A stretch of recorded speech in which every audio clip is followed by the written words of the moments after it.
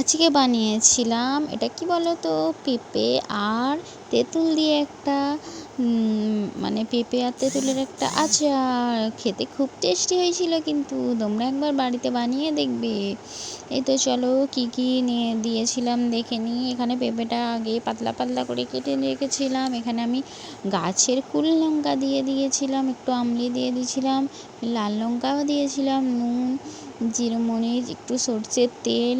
আমি যে কোনো আচার করলে কি কি দিই বলো তো, এখানে জলজিরা শর্টমালা তো দেবো।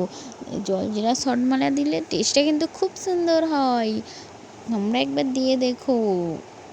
এই তো লঙ্কাটাও ভালো করে মাখিয়ে নিচ্ছিলাম, মাখিয়ে সব কিছু মশলা দিয়ে এবারে ভালো করে মাখিয়ে নেব। মাখিয়ে নেই তো ফাইনালি মাখানো কমপ্লিট। এবারে সবাই মিলে দেখো খেয়ে নিচ্ছি, খুব টেস্টি হয়েছিল।